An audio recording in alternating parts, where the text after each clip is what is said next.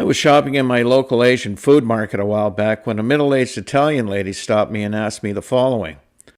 What are the best vegetables to use in a stir-fry? First, I thought the question was a bit peculiar and simply answered like this.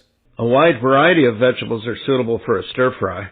But then I realized that she was a lot like my own mother, born and raised in a specific culture, and though quite proficient in her own style of cooking, had not been exposed to the cuisine of other cultures. She went on to explain that her son was dating an Asian girl and was bringing her home for dinner for the first time, and that she wanted to make a good impression. I struggled with how I was going to help her until an idea crossed my mind. After confirming that she had a computer with internet access, I wrote these words on the back of her shopping list.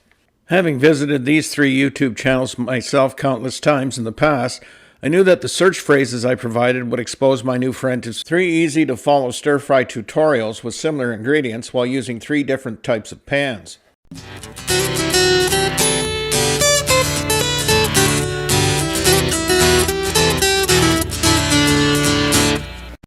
A great tip I picked up from the Souped Up Recipes channel is how to boil broccoli florets with the lid off until they are 90% cooked, then drop them into ice water to stop the cooking process. This ensures that it remains bright green in color and robust enough to survive being added at the end of your stir fry and being reheated as leftovers.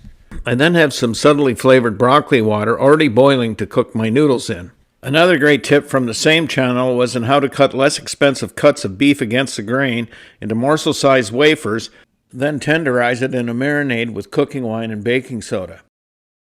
Another YouTube channel where I picked up a lot of tips and ideas is Ready Jet Cook with host Jet Tila on the Food Network. Specific tips that I've incorporated into my own cooking are many of his slicing techniques for both meat and vegetables, as well as the use of tofu in stir-fries. Of the number of his recipes I've tried, I am batting 1,000 in success rate. I chalk this up to his easy-to-follow presentation style. The YouTube channel where I picked up the largest number of tips and tricks is Natasha's Kitchen, with probably the most used of these tips being her very basic stir-fry sauce, which has become the basis for many of my own stir-fry sauce recipes. I've even started keeping a stock of my own homemade chicken and vegetable broth because of this tip. Aside from the sauces, I've used many of her simple foolproof recipes, including desserts. As I mentioned earlier, the 3 YouTube channels that I'm recommending here demonstrate the use of 3 different types of pans. These days, I toggle between my trusty old Tramontina brand covered skillet with its white ceramic nonstick coating and my Souped Up Recipes branded carbon steel wok, but these are just my preferences. A stir-fry can be produced in just about any type of pan. Here are some examples of how I have applied the cooking tips I picked up from these channels. For this evening's stir-fry, I'm cleaning out my fridge. Clockwise from the bottom left are a bit of chopped celery, some carrots cut on the extreme bias into easy cooking strips, some broccoli stems, some plain red radish, and some stems from mature bok choy. All are deliberately cut into morsels that will cook at the same rate. A few minutes into cooking, I will be adding this mix of yellow and red bell peppers with onions because they take less time to cook. But before confusing the order of operations, I'll be cooking the now marinated chicken first, then setting it aside. Meanwhile, the noodles will be cooking in a different pot. The denser vegetables like carrots and radishes, etc. are cooked next, then a few minutes later the bell peppers and onions are introduced. A few minutes after that, when the edges of the onion begin to turn translucent, the chicken is reintroduced. Then the snap peas for a couple of minutes of cooking. Then the noodles, and finally the sauce are folded in.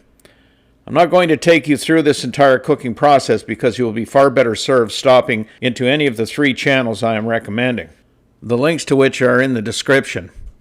As usual, I hope to see you next time. Before signing off, tell me honestly, is there a sight or sound more pleasing to the senses than this?